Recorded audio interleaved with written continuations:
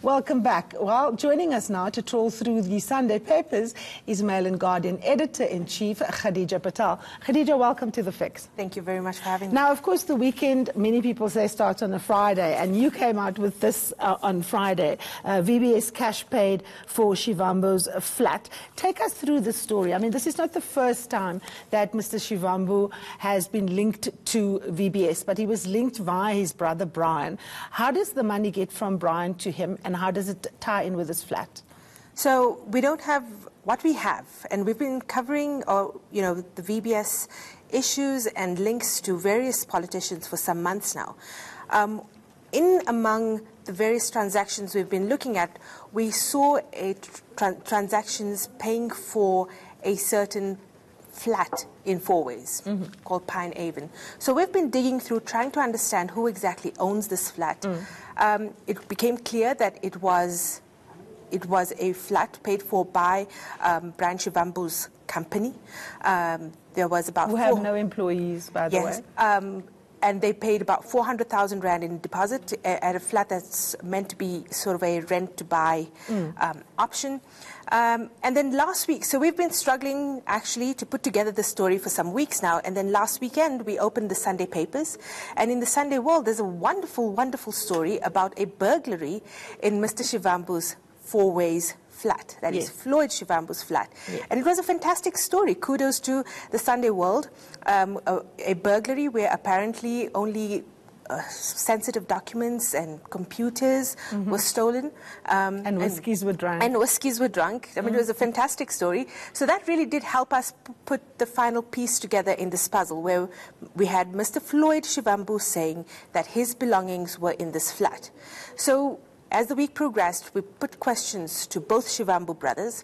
Both of them subsequently deny that they occupy this flat. Both brothers? Both brothers. So who lives there? No one, apparently. But Floyd's belongings were stolen from there. Floyd now says that he did not say any of that to the Sunday World, and he will be taking them to the press ombudsman. So it is a very bizarre story, but I think importantly, once you take more of the entertainment out of this, and it's very entertaining to see people scrambling to explain. I think what we're seeing is another case, or at least a very apparent case of a senior leader in the EFF benefiting personally from VBS. But what is interesting, Khadija, because we had Paulie van Wyk on last week, who's also following the money trail, right? So, and you guys are also following the money trail. So clearly, somebody has left a money trail, and it's accessible to now to media, and and there's more, presumably. Yes. So it's like landing in a big sort of box of soft bank statements. Yes, and there's a lot to look at. What I find curious is, especially if you're looking at the kind of Twitter comments that these kind of stories are generating, is people are arguing, what's 16 million rands? Brian Shivambu got 16 million rands. There are people who, got away with hundreds of millions and billions. Why are you looking at 16 million? And I think that is a very worrying indicator of, the public perception about reality. But they may be the same person. Exactly. Exactly. And our tolerance for this. Yes. I mean, even 1 rand is 1 rand too many. But do you think it's having... what is the political effect of all of this going to be on the EFF, do you think? I think they are already scrambling. And I think that they are struggling to really identify themselves in this moment. They are on the back foot. They are defensive. And the result of that really is these unseemly wars with various media practitioners, with politicians, at the cost, I think, of the EFF really identifying themselves as something outside of the ANC once again, as actually offering something new and fresh. Instead, they just look like, a byproduct of everything else. And we have just a few months away from elections.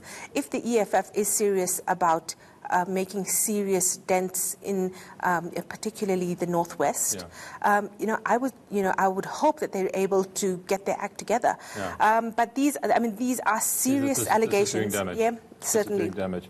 The City Press leads today with the story we were talking to the Deputy Minister about a moment ago.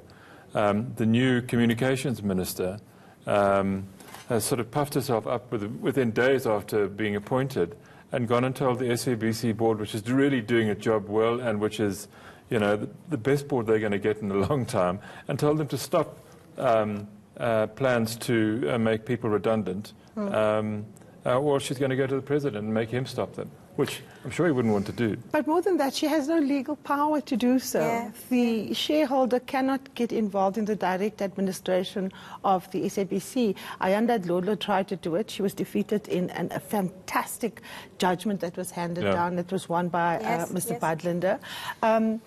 Is this about the elections, or is this about the fact that the enclaves of state capture at the SABC are still quite firmly intact?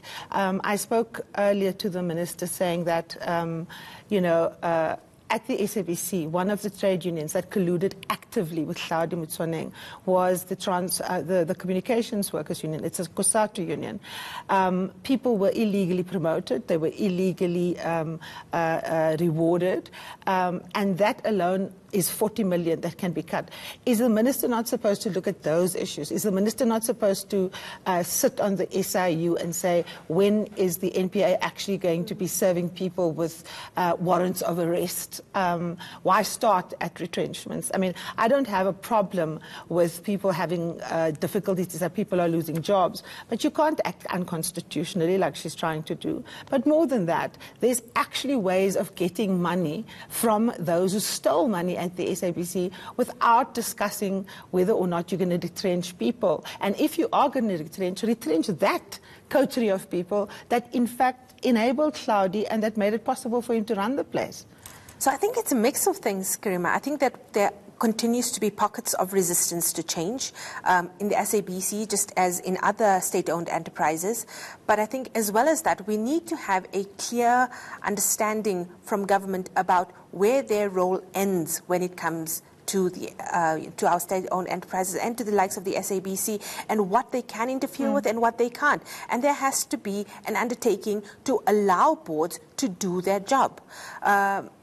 Retrenchments are always going to be a very, very sensitive issue. We're just going to take a short break, Khadija. When we come back, we'll be looking at some of the other headlines. Of course, the SABC as well, rather the Sunday Times and the Sunday World.